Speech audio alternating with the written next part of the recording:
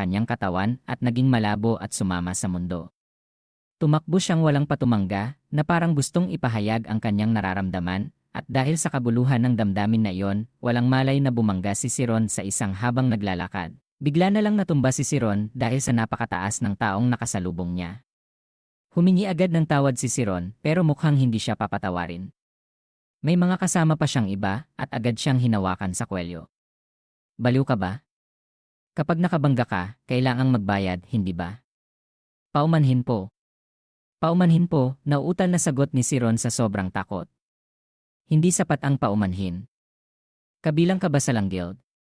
Pumunta ka ba para patayin ako? Hindi maintindihan ni Siron ang Langguild na binabanggit ng lalaki. Ngunit kung magpapatuloy ito, maaari siyang mapuruhan o mawala ng buhay. Habang naguguluhan, may narinig siyang boses ng babae. Anong ginagawa niyo? Mayroon bang nakakatuwang nangyayari? Binibining Ami. Bakit po kayo nandito? Nainip na naman po ba kayo? Nagmadaling tanong ng bandido sa bagong dating, pero hindi niya binitawan si Siron. Ang tinatawag na binibining Ami ay isang batang maharlika na may napakakulay na pulang buhok. Gusto sanang humingi ng tulong ni Siron, ngunit nang makita niyang maharlika ang taong ito, agad niyang binaliwala ang kanyang iniisip. Pagkatapos bumati ng mga bandido kay Ami, bumalik sila sa kanilang pinagtutuunan ng pansin. Binigyan muna si Siron ng suntok sa tiyan, agad siyang natumba sa lupa. Nanginig ang buo niyang katawan sa sobrang sakit. Hindi ikinahiya ng mga lalaking ito ang pambubuli sa isang maliit na bata, sa halip ay mas lalo pa silang nasabi. Nagsimulang mang-insulto ang mga lalaki kay Siron gamit ang mga bastos na salita. Pati ang kanyang mga magulang ay sinasabi sa hindi kanais-nais na paraan. Nang marinig ni Siron na nagsasalita ang mga ito tungkol sa kanyang mga magulang, nagbago agad ang kanyang paningin. Mula sa takot, naging galit ang kanyang mga mata. Napansin ng mga lalaki na nagalit siya, pero wala pa ring pagkakataong makasagot si Siron dahil sinipa siya sa ulo. Ang buong barkada ng mga malalaking lalaki ay nagsama-sama para saktan ang bata. Hindi makalaban si Siron, kaya niyakap na lang niya ang kanyang ulo at tiniis ang lahat. Pagkatapos ng ilang sandali, hindi na nakatiis si Ami at lumapit. Huminto na kayo, mamamatay na talaga siya, sabi ni Ami, pagkatapos ay umupo sa tabi ni Siron at nagtanong, okay ka lang ba? Wala akong ginawa. Nagkataon lang na dumadaan ako dito. Tila nakaramdam ng pag-asa si Siron sa babaeng ito, kaya umiyak siya habang nagpapaliwanag, hindi po ako gumawa ng kahit ano. Nagkataon lang po na dumadaan ako. Sige na, huminto na kayo, sabi ni Ami. Wala na ba kayong ibang laro na mas masaya? Sa pag-iisip na ililigtas siya, hindi niya akalain na ang babaeng may banal na hitsura ay mas nakakatakot pa kaysa sa mga bandido. Para sa kanya, si Siron ay isang laruan lang. Balak naming bugbugin siya at ipagbilisan na yon sa timog. Dahil isa lang naman siyang ordinaryong mamamayan, wala kaming dapat alalahanin, panukala ng isang bandido. Agad na nawalan ng pag-asa si Siron. Nagsimula siyang magsisi dahil hindi siya nanatili sa tabi ni Ma kung ibebenta siya, hindi na niya makikita ang kanyang mga magulang. Tinitigan ni Ami si Siron na may mapanghusgang tingin. Pagkatapos, bigla siyang umiti ng kakaiba. Hindi dapat magkaroon ng kapintasan ang alipin. Kung gayon, bakit hindi ko mismo alamin? Agad na humalakhak ang lahat ng mga bandido na nakapaligid sa kanya. Haha, binibining Ami, susuriin mo ba siya? Pakinggan mo yan, bata. Sinasabi niya na maghubad ka. Pagkarinig sa mga salitang umaghubad, nagbago ang mukha ni Ami at otomatiko siyang umatras. Noon pa man, pinaglalaruan niya lang si Siron, pagkatapos ay papakawalan niya na siya. Hindi niya akalain na gagawin talaga ito ng mga baliw na ito. At isa pa, sa hitsura ni Siron, mukhang magwawala na siya. Ang pagtawa at pananakot ng mga bandido ay unti-unting nawala sa isip ni Siron. Sa halip, nagsimula niyang marinig ang tunog ng pagaspas ng pakpak ng isang langaw na lumilipad. Pagkatapos, parang huminto ang oras. Naramdaman ni Siron na ang kanyang isip ay unti-unting bumabalik sa ilang oras bago. Nakita niya si Guro Anpas at ang mga estudyante na nakaupo sa ilalim ng puno at binibigkas ni Anpas ang spell para gumawa ng hangin para ipakita sa kanya kung ano ang mahika. Hindi na nagduda si Siron. Nasa loob siya ng kanyang sariling memorya. Ang spell ni Anpas ay naging malinaw sa kanyang mga mata. Ang lahat ay ibinuhos sa isip ni Siron at naging sarili niyang kaalaman. Habang lumalabas si Siron sa kanyang katawan at bumabalik sa mundo ng memorya, sa totoong mundo, siya ay nakatayo na parang isang kahoy. Nagalit muli ang mga bandido nang makita nilang walang reaksyon si Siron. Hinawakan siya sa kwelyo. Baliw ka ba? Mukha ba akong nagbibiro sa'yo? Si Ami lamang ang nakapansin ng isang bagay na kakaiba dito. Sumigaw siya nang huminto kayo pero huli na ang lahat. Batay sa memorya na natagpuan niya, walang malay na naglabas si Siron ng spell para gumawa ng hangin, tulad ng ginawa noon ni Anpas. Gumawa siya ng napakalaking ipo-ipo na kayang tangayin ang lahat ng mga bandido sa ere. Hanggang sa natauhan si Siron, bumabagsak na ang mga ito. Sa ganitong kataas, madaling baliin ang kanilang mga binti at braso. Sa isang galaw, pinabagsak ni Siron ang halos 10 lalaki na mas malaki pa sa kanya. Hindi niya alam kung paano niya yon nagawa. Ami! Sumigaw ng malakas si Ami at pansamantalang pinatauhan si Siron. Ano ka ba? Saan ka natuto ng mahika? Bakit ang isang ordinaryong mamamayan na tulad mo ay may mahika? Sa sandaling ito, may ilang tao na tumakbo dahil sa malakas na ingay. Nahihiya si Ami sa mas maraming tao, kaya agad siyang tumakas. Namamangha si Siron na nakita siyang tumakbo na parang skirel sa bubong ng gusali at nawala. Ngunit hindi na mahalaga yon.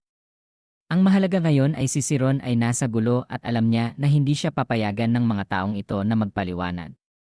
Gusto sanang tumakas ni Siron. Hindi niya maaaring hayaang mahuli siya muli. Kaya tumakbo siya papalayo sa eskinita. Ang unang beses niyang paglabas sa kanyang nayon ay nagdulot sa kanya ng maraming nakakatakot na karanasan. Naramdaman niyang napakakilabot ng mundo. Gusto niyang bumalik sa kanyang mga magulang. Iyon lang ang gusto niya. Samantala, nakabalik na si Ami sa kanilang bahay. Ang kanyang pamilya, ang pamilya Kamis, ay kabilang sa pinakamataas na maharlika. Bumalik si Ami na masama ang loob dahil natalo siya ng isang ordinaryong bata. Nakita ng patriarch ng Kamis na si Sakura ang kanyang anak na bumalik, kaya alam niyang gumawa na naman siya ng gulo. Bakit ang aga mong nakabalik? Hindi ka ba pumasok sa klase ngayon? Natapos ko na ang lahat. Wala nang masaya, Papa, sagot ni Ami na nagtatampo. Pagkatapos ay umakyat na siya sa kanyang silid. Walang nagawa si Sakura sa kanyang anak. Kailan ka kaya magiging matanda? Kahit na isa kang henyo, hindi ka dapat maging pabaya. Kung hindi, malalampasan ka rin ng iba balang araw. Sinabi lang ni Sakura ang mga salitang ito, ngunit mukhang tinamaan nito ang buto ni Ami. Talaga namang nalampasan siya ngayon, at isa pa, isang ordinaryong bata pa. Nakita ni Sakura na bigla na lang tumahimik ang kanyang anak, kaya hindi siya sanay. Kung pinagsabihan niya si Ami tulad nito, magagalit ang anak niya. Ngunit ngayon, iba. Tumahimik lang siya sandali, pagkatapos ay biglang nagtanong ng isang tanong na hindi niya ugali. Papa, alam mo ba kung sino ang nasa akademya ng mahika na maaaring magrekomenda sa akin? Pagkatapos ng isang magulong biyahe, sa wakas ay natagpuan ni Siron ang kanyang papa. Pagkatapos matagpuan si Vincent, niyakap niya siya at umiyak habang sinasabing nawala siya. Bumalik na sila sa kanilang maliit na nayon, ngunit mula noon, nagbago na talaga ang kanyang pag-ugali. Dumating na ang taglamig. Kinabukasan pagka-uwi, nakita ni Vincent ang kanyang asawa na nakaupo at naghahabi ng scarf. Sinabi ni Olina na pumunta si Siron sa lugar ng pagtotroso para magputol ng kahoy. Dahil umuulan ng niebe, hindi mapakali si Vincent kaya hinanap niya siya. Bagamat hindi sila magkadugo, pinalaki ni Vincent si Siron at itinuring niya itong sariling anak. Sa pamamagitan ng ganong pagmamahal, malinaw niyang naramdaman ang pagbabago ng kanyang anak pagkatapos ng unang pagpunta sa lungsod noong tagsibol. At bagamat sinabi lang ni Siron na nawala siya, naramdaman pa rin ni Vincent na hindi ganoon kasimple ang nangyari. Sa pagkakataong ito, nagpuputol siya ng kahoy sa kabubatan. Bagamat ilang araw na ang lumipas, hindi pa rin makalimutan ni Siron ang araw na iyon nang wala siyang malay na naglunsad ng mahika para atakihin ang mga bandido. At mula noon, hindi na niya nagagamit ulit ang mahika. Ang mahika ay matagumpay niyang tinawag gamit ang likas na ugali, ngunit wala siyang pangunahing kaalaman tungkol sa mahika, kaya hindi niya ito nagawang magtagumpay muli. Gayunpaman, mahusay na si Siron sa pagpasok sa mundo ng espiritu. Sa mundo ng espiritu, kaya niyang madama ang lahat tulad ng tunay na mundo. Mula sa damdamin, hugis at amoy. Kaya niyang madama ang lahat na may kaugnayan sa puno sa kanyang harapan ng sabay-sabay. At kaya niya pang makita ang pinakamahinang punto ng puno. Nakatulong ito kay Siron na kumaway ng kanyang palakol sa isang hakbang. Napabagsak niya ang puno na 5 beses o 6 na beses ang laki niya. Nakita ni Vincent ang buong eksena. Siya ay isang bihasang mangangaso at nakasisiguro siya na ang nakita niya ay thunder attack, isang palakol na bumabagsak sa isang puno dahil tinamaan nito ang mahinang punto nito. Ngunit paano nagawa ni Siron na isang maliit na bata ang kaya pang gawin ng bihasang mangangaso na tulad ni Vincent? Tinitigan niya ang kanyang maliit na anak na maingat na naglalagari ng kahoy sa gitna ng malamig na taglamig. Hindi mapigilan ni Vincent ang kanyang luha. Samantala, mukhang nasasabik si Siron dahil ito ang unang pagkakataon na nagtagumpay siya sa paggawa ng thunder attack pagkatapos ng maraming pagputol ng mga puno. Tulad ng pagtatagumpay niya sa pagtawag ng mahika noong araw na iyon, alam ni Siron na hindi siya kasing swerte ng mga maharlikang bata, ngunit hindi nito pipigilan na hanapin niya ang pangunahing kaalaman tungkol sa mahika. At bukas, sa mga darating na araw, patuloy na ulitin ni Siron ang mga bagay na ito upang madama ang mahika, dahil naniniwala siya na ang pagkakataon ay siguradong darating sa kanya sa malapit na hinaharap. Dinala ng pagsusumikap ang ilang tagumpay kay Siron. Lumipas ang panahon. Pagkalipas ng 3 taon, mas mataas na si Siron at mas maluwag ang kanyang buhok, at nagtagumpay siya sa paggawa ng thunder attack ng 100%. Sa mga oras na yon, parang isa na siya sa kalikasan. Kaya pang maramdaman ni Siron ang bawat panginginig ng mga palumpong, ang paggalaw ng mga insekto, at ang pagsipsip ng mga sustansya sa pamamagitan ng ugat ng bawat puno. Ngunit alam ni Siron na hindi pa yon ang lahat. Kung patuloy siyang magsanay, isang bagong mundo ang mabubuksan sa kanya. Ngayon, gumugol siya ng 5 oras sa pagmumuni-muni sa kabubatan para sanayin ang kanyang espiritu. Pagkatapos niyang makamit ang mga resulta na gusto niya, binuhat ni Siron ang isang tumpok ng kahoy pabalik sa bahay. Sa daan pa uwi, nakita niya ang 2 puting kabayo. Ang ganitong mahalagang kabayo ay hindi lumalabas sa liblib na lugar na ito. May isang marangyang karwahe na nakaparada sa labas ng bahay ni Siron. Alam niya agad na may bisita ang kanyang bahay. Ngunit nang pumasok siya sa bahay, mukhang tensyonado ang kanyang mga magulang. Medyo nag-alala rin si Siron. "Nandito ka na. Halika rito at makipagkita sa taong ito," tawag ni Vincent. Ang Panginoon ng karangyaan na karwahe ay ang assassin steward ng pamilya Ogen. Ipinakilala niya ang kanyang sarili bilang Temuran. Hindi alam ni Siron kung bakit siya hinahanap, samantalang ang pamilya Ogen ay isang pamilya na maharlika na nasa 2nd ranggo sa buong kaharian. Ngunit sa anumang kaso, magalang pa rin siyang sumagot. Lumapit si Temuran at maingat na tiningnan ang mukha at katawan ni Siron na parang tumitingin siya sa isang mamahaling bagay. "Kaya, marunong ka bang magbasa?" tanong niya. "Natutunan ko ang kaunti noong bata pa ako." Tila nag-isip si Temuran, pagkatapos ay tumango at patuloy na sinuri si Siron. "Mukhang napalaki ka ng maayos. Kahit na anak ka lang ng isang mangangaso, marunong ka pa ring magbasa. Mabait ka ring bata." "Sandali. Maaari mo bang ipaliwanag sa akin? Bakit ka nandito?" Tila nawala ng pasensya si Siron, at sa wakas, sinabi na ni Temuran ang tunay na layunin ng kanyang pagbisita. Pumunta siya roon para kumalap kay Siron na magtrabaho para sa pamilya Ogen. Bagamat hindi niya maintindihan kung bakit siya nakilala ni Temuran, ang trabaho ay ang maglipat ng 1,000,000 aklat mula sa pangunahing aklatan ng mansyon, kung saan maraming mahahalagang aklat. Ang gawaing ito ay dapat gawin sa loob ng 2 taon.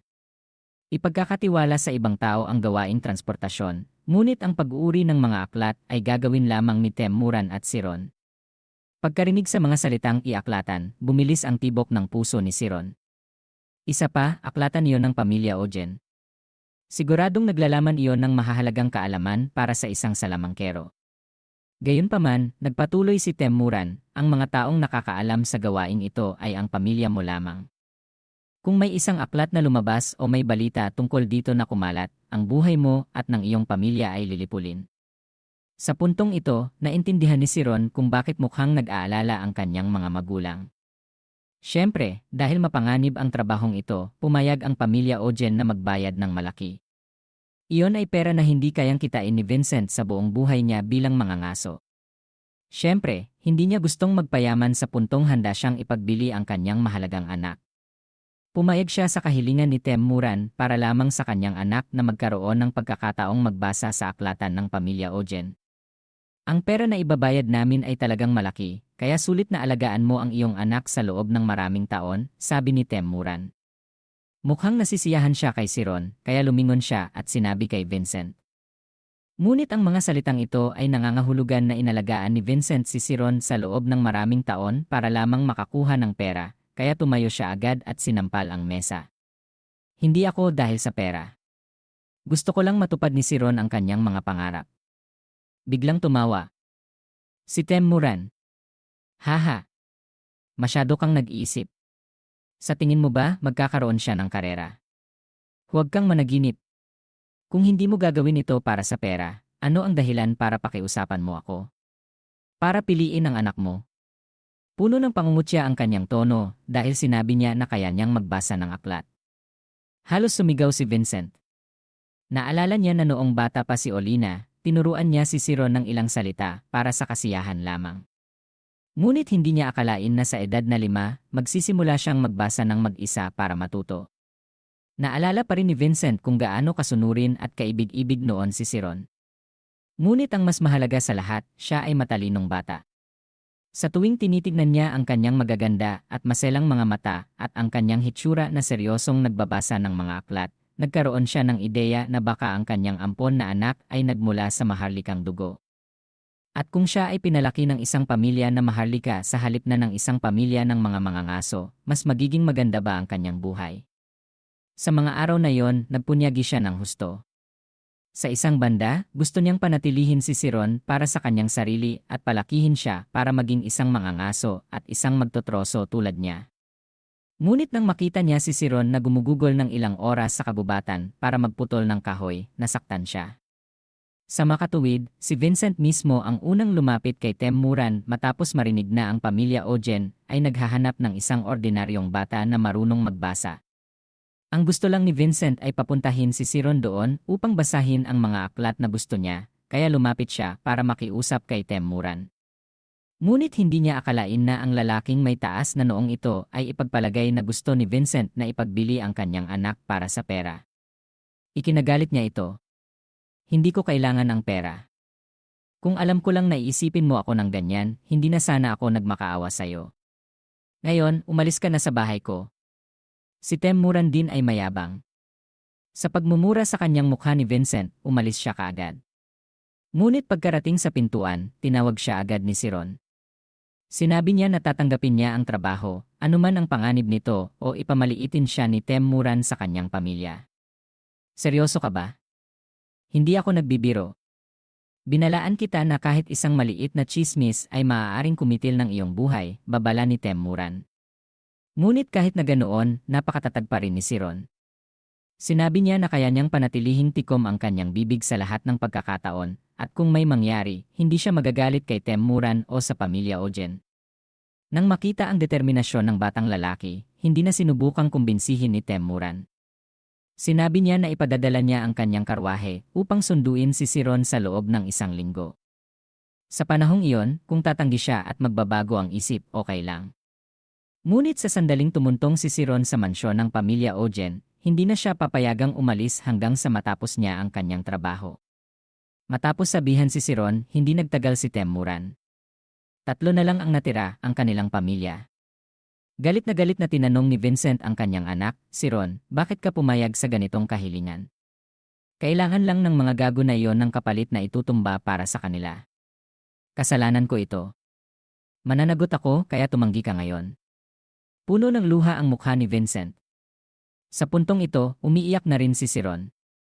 Ngunit hindi siya umiiyak dahil sinisi niya si Vincent sa pagtulak sa kanya sa kapahamakan, kundi dahil alam niyang binigyan siya ni Vincent ng isang malaking regalo. Dahil ang makapasok sa aklatan ng pamilya Ojen at basahin ang mahahalagang aklat ng mahika doon ay isang pagkakataon na hindi na kayang pangarapin pa ni Siron.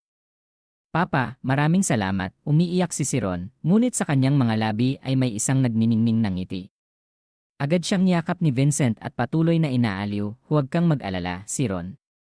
At tandaan mong bumalik ng ligtas. Titiyakin ko na hindi nila mahahawakan ang kahit isang hibla ng buhok ng pamilyang ito. Sa sandaling iyon, hindi talaga alam ni Vincent kung tama ba ang ginawa niya.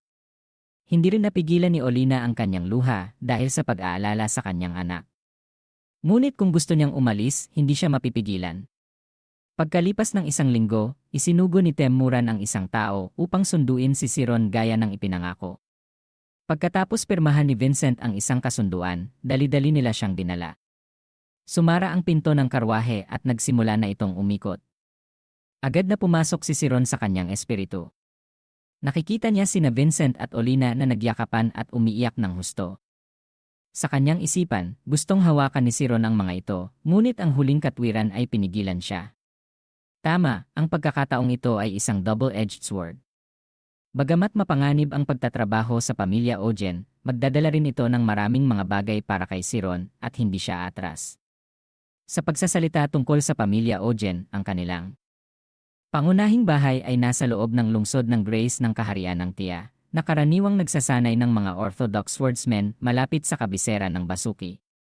Ang dating patriarch ng pamilya ay isang third-level swordsman, at ang kasalukuyang patriarch na si Bishop Ogen ay isang fourth-level Orthodox knight. Sa madaling salita, kaya nilang kontrolin ang mga puwersa na may kapangyarihan sa loob ng lungsod. Hindi alam kung gaano katagal, ngunit nakarating na ang karwahe sa harap ng mansyon ng pamilya Ogen. Ito ang unang pagkakataon na tumuntong si Siron sa isang pamilya na maharlika, bukod pa sa, isa pa itong pangalawang pamilyang maharlika na may malaking impluensya sa kaharian. Ang kagandahang-ganda at kamangha-manghang tanawin sa harap niya ay talagang nagpabighani sa kanya. Dinala siya ng 2 taong namamahala sa pagtanggap kay Siron sa administrative office at sa rest area para sa steward, at ito rin ang lugar kung saan siya titira sa loob ng 2 taon dito, naghihintay na si Temuran. Hindi niya pinahintulutan si Siron na magpahinga, sa halip ay agad siyang dinala sa Grand Library ng pamilya para ipaliwanag ang mga gawaing kailangang gawin ni Siron. Pagkapasok ni Siron sa aklatan ng pamilya Ogen, mas lalo siyang namangha. Hindi pa siya nakakita ng ganito karaming aklat. At para sa isang mahilig sa aklat na katulad ni Siron, paraiso na ito. Dahil nagtayo ang pamilya Ogen ng bagong aklatan, ang mga aklat dito ay lilipat doon.